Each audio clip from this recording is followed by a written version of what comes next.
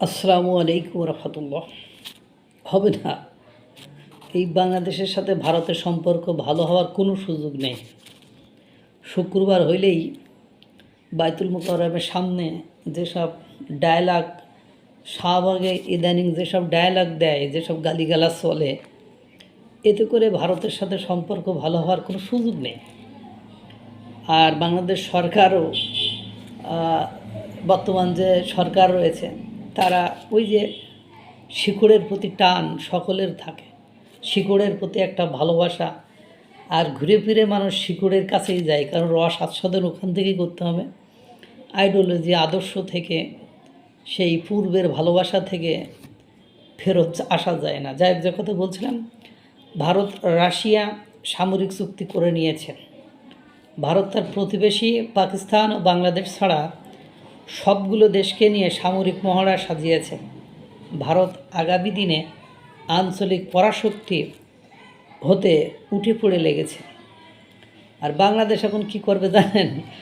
এটাই হলো বাংলাদেশের মায়ের পাশে ওই যে সামরিক মহড়ায় ডাকিনি, এটার ওই কারণেই মূলত বাংলাদেশ নিশ্চিত চীনমুখী হবে। সেটার প্রমাণ আপনারা পেয়েছেন, চীনমুখী হয়েছে কিনা। তিস্তা যে চুক্তি, এই চুক্তি নিয়ে ডক্টর খলিলুর রহমান, বাংলাদেশের পররাষ্ট্রমন্ত্রী, তিনি চীনে গিয়েছেন এবং তাদের সাথে যে চুক্তিবার্তা করেছেন, তার মানে কী হলো? আগে যে কথা বলেছি ওই কথা, যে বাংলাদেশ নিশ্চিত চীনমুখী হবে, হয়েছেও তাই।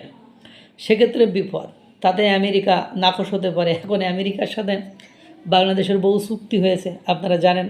এখন চীনের সাথে সম্পর্ক করলে আমেরিকা আবার এটা ভালোভাবে নেবে না। তবে একটা সুযোগ আছে, এক হাতে আমেরিকা আর এক হাতে চীনকে রাখতে হবে, কিন্তু এটি ফল করার সম্ভাবনাও রয়েছে। এটা এটা এটা ভেঙে পড়বে এবং এক্ষেত্রে ব্যর্থ হইতে হবে। এটা ব্যর্থ হবে, এটা নিশ্চিত। কারণ হলো, আমেরিকা ইন্দো প্যাসিফিক অঞ্চলে তার শাসন চালাইতে হলে আপনার ভারতের সাথে তার গুড ওয়ার্কিং রিলেশন থাকতে হবে। ভারতের সাথে রিলেশন না থাকলে ওই নেপালের যেমন নেপালের আমেরিকার রাষ্ট্রদূতকে নেপাল থেকে গেট আউট করে দিয়েছে জায়গা, হ্যাঁ, ওই রকম আপনার ঝামেলায় পড়তে হবে। এবার এই ফাঁকে এতদিন মনে হয়েছিল যে আওয়ামী লীগ ফেরার দীর্ঘ হবে, কিন্তু এখন মনে হচ্ছে এটি সহজ স্বল্প সময়ের মধ্যেই হওয়া সম্ভব হতে পারে। কারণ ভারত এতদিন বিএনপিকে আওয়ামী লীগের রিপ্লেসমেন্ট মনে করে কাজ করেছিল, কিন্তু বাস্তবতা ভিন্ন। বিএনপি তার আগের মেরুতেই গেছে। মানে আমি আগেই বলেছি, পৃথিবীর মৌলিক বিষয়গুলো কখনো পরিবর্তন হয় না। হতে পারে সাময়িক সময়ের জন্য কিছুটা এদিক ওদিক হয়, কিন্তু দিন শেষে সকল কিছুই মূলে ফিরে যায়। মানে তার যে মূল আছে সেই মূলে ফিরে যায়।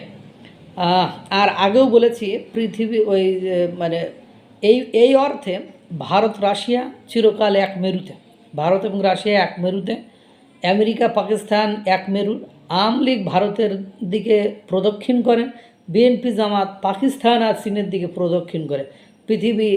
পৃথিবী চিরকাল সূর্যের দিকে প্রদক্ষিণ করে, আর চন্দ্র পৃথিবীর দিকে প্রদক্ষিণ করে। অর্থাৎ দিন শেষে যে ক্যালকুলেশন সেই আগের জায়গায় আছে। এখন দেখা যাক কতদূর আগায়।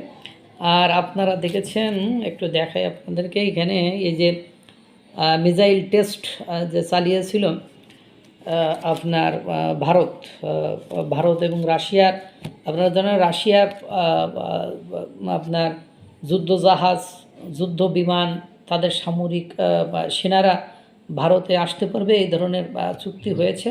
আর তার পরপরই আপনার এই মহড়া, আর এই মহড়ায় বাংলাদেশের সমুদ্র উপকূলবর্তী অঞ্চলে যে আলোর ঝিলিক দেখা দিয়েছে, সেটা বুঝতেই পারছেন। অর্থাৎ জেলাও সেই কুদু, সিদ্ধান্তের কোনো পরিবর্তন নেই, কাজের কোনো পরিবর্তন নেই, সময়ের কোনো পরিবর্তন নেই, সুযোগের কোনো পরিবর্তন নেই, জেলাও সেই কদু। এখন এই মুহূর্তে আমাদেরকে অপেক্ষায় থাকতে হবে যে ঘটনা কোন দিকে ঘটে। আল্লাহ তাআলা সকলকে ভালো রাখুক, সুস্থ রাখুক। আসসালামু আলাইকুম ওয়া রাহমাতুল্লাহ।